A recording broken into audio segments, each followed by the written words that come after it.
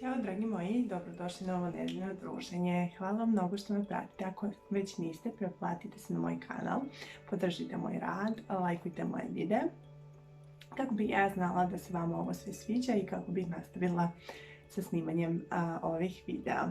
Ako se niste prijavili, ja ću vas moliti da to uradite preko moje preporuke. Imate u opisu svakog videa moj link sa kodom ALEX2 i dodatna stvar koju treba da uradite je da u polje referral unesete moj mail. Slobodno mi se javite tokom vašeg procesa apliciranja kako bih vam ja pomogla. Ako nemate nalog na Payoneeru, također u opisu svakog videa imate link i za prijavu na Payoneer preko koga ćete dobiti bonus od $25 na određenu zarađenu sumu.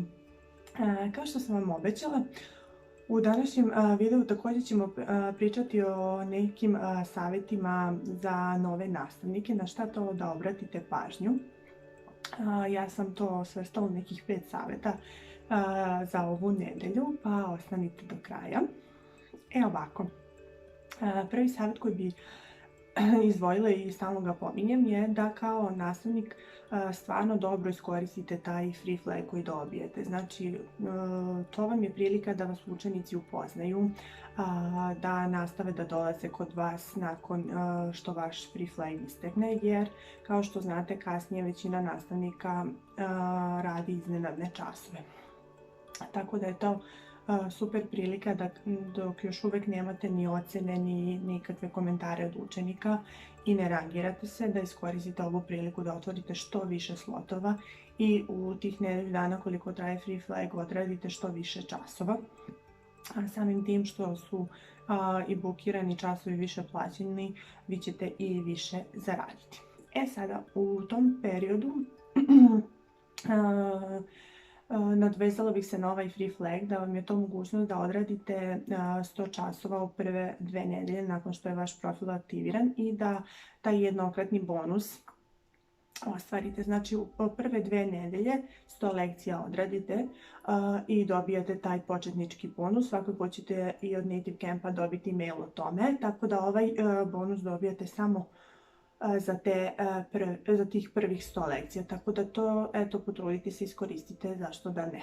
To bi bio savjet broj 2. Savjet broj 3 bi bio da nakon što vi odradite sve te časove, većina vas me pita zašto je toliko bitno, mogu ja to da preskočim te poruke nakon časa, zašto da gubim vreme na to. Pa jednostavno zato što gledajte na to na neku kao personalizovanu stvar koju vi činite za te vaše učenike. Oni to baš čitaju, pogotovo ti početnici mogu da se osvrnu na tu lekciju, da vide kao neke beleške za taj čas koji ste vi odradili.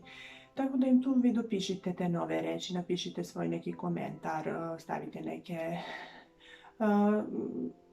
napišite im par lepih reči, pohvalite ih, ali uvek im napišite šta bi to mogli da poboljšaju. I ako vaš mrzi da uvek smišljate neku posebnu poruku, vi napravite neki svoj template, a ako vas baš mrzi, imate u opciju u Native Campu template, pa izaberite na osnovu tipa lekcije koje ste imali njihovu već generičku poruku koju ćete poslati studentima. Uvijek možete to sve da iščitate, da vidite šta vam se od toga sviđa i možete malo nešto i da izmenite, pa da napravite kao svoju. Sljedeća stvar koju bih vam rekla je da radite uvijek u isto vrijeme. Zašto je to bitno? Bitno je zato što taj free flag nakon što istekne, znači ako vam student svakog dana rezerviše u 3 popodne časa, on očekuje posle možda i ako mu se vi dopadnete da vi u isto vrijeme radite. Tako da kasnije kada naravno taj free flag istekne, vi otvorite slotove u isto vrijeme i onda možete i raditi iznenadne časove u to vrijeme u koje ste i imali rezervisane časove. Tako da oni vole tu doslednost i gledajte da oni znaju kada da vas očekuju. I posljednji savjet za danas je da skinete ekstenzije. Jedna od ekstenzija je Grammarly, znači koja vam pomaže da prekontrolišete svoj spelling. tako da slobodno to iskoristite, otvorite neki isto također novi tab ako nešto niste sigurni, isto Cambridge Dictionary je odlična prilika da neku reč ako baš ne znate lepo da objasnite, da možete da pogledate i da lepo definiciju i objašnjenje te reči možete da iskopirate i da pošaljete studentu. Ja imam video o tome, o tim ekstenzijama za pomoć novim nastavnicima. Ja ću je staviti u opisu ovog videa, tamo imate detaljno sve na primjeru pokazano kako šta da koristite. Također imate i u tom videu linkove do tih ekstenzija, možete uvijek da ih skinete i da ih koristite da biste poboljšali kvalitet vaših časova. Evo, ovo je bio neki kratak video na ovu temu sa nekim savjetima za nove nastavnike. Ako vi imate uvijek neke nedoumice ili nešto želite da me pitate, uvijek mi pošaljite poruku na Skype-u ili putem maila ili ovdje u komentarima. Ako imate predloge za nove videe, isto mi šaljite, ja ću rado razmotriti i pokušati da snimim video i na teme koje ste mi bi predložili. Još jednom vas pozivam da se prijavite za Native Camp, već danas znate već, link plus referral, i prijavite se također i za Pionir kako bismo i vi i ja ostvarili bonus od $25. Vidimo se sljedeći put. Ćao!